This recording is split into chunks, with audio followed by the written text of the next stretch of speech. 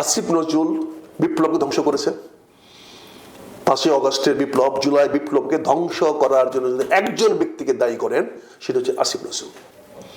আসিফ নজরুল বিচার বিভাগকে একদম শেষ করে দিয়েছেন।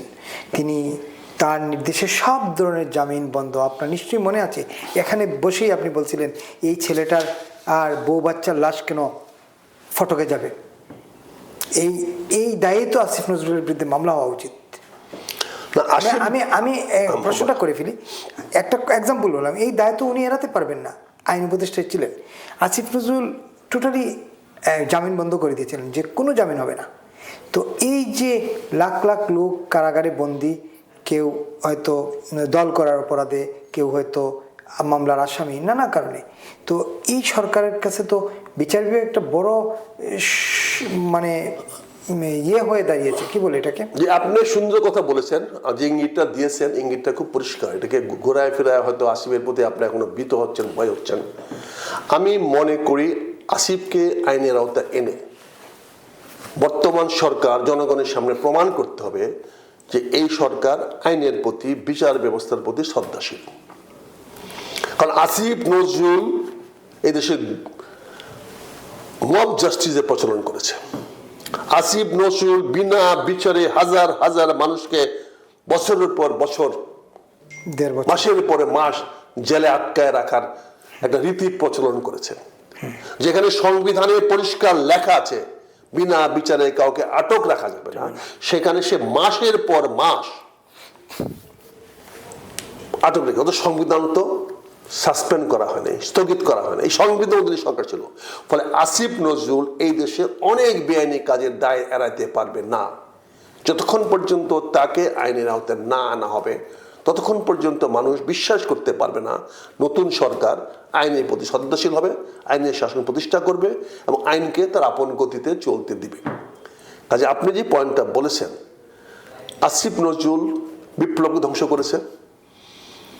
5ই অগস্টের বিপ্লব, জুলাই বিপ্লবকে ধ্বংস করার জন্য যদি একজন ব্যক্তিকে দায়ী করেন, সেটা হচ্ছে আসিফ নজরুল। সে তার নিজের পদের জন্য, নিজের ক্ষমতার জন্য সে ষড়যন্ত্র করে, বিভিন্ন লোকের সঙ্গে ষড়যন্ত্র করে এই বিপ্লবটাকে ধ্বংস করে দিয়েছে। আজকে তো বাংলাদেশের মানুষ নির্বাচিত সরকার চায় নাই, মানুষ চেয়েছিল বিপ্লবী সরকার। আজ যদি বিপ্লবী সরকার আসতো, তাহলে এই প্রত্যাশা জনগণের আরো 1 বছর আগে পূরণ হয়ে যেত। এই দেশের অর্থনীতি বলেন, সামাজিক অবস্থা বলেন, আইন শৃঙ্খলা বলেন, বিচার ব্যবস্থা বলেন, সবকিছু গত 5ই আগস্ট, গত আগস্ট মাস থেকে 2024 সনের আগস্টের পরে ঘুরে দাঁড়িত। এই 25 সনটাকে একটা বন্ধা বছর আমাদের চালাতে হতো না। কাজে আসিফ নজরুল অনেক কিছুর জন্য দায়, এবং তার সে দায়বদ্ধতা, তাকে সে দায় নিতে হবে। কে তাকে দায়বদ্ধ আওতায় আনবে সেটা দেখার জন্য জনগণ অপেক্ষা করছে। তার মানে আপনি আশা করছেন এখন বিচার বিভাগ স্বাধীনভাবে কাজ করতে পারবে নতুন সরকার আমলে? এটা টু আর্লি, অনেক অগ্রিম কথা হয়ে যাবে। এটা নির্ভর করবে আমি বিচারকদের কতটুকু স্বাধীনতা দিব, এই সরকার বিচারকদের উপরের প্রভাব কতটুকু কমায় নিয়ে আসবে। এই সরকার যদি আবার দলীয় লোকদেরকে দিয়ে বিচার বিভাগের উপর নিয়ন্ত্রণ করতে চায়, তাহলে কোনোদিন ন্যায় বিচার ফিরে আসবে না।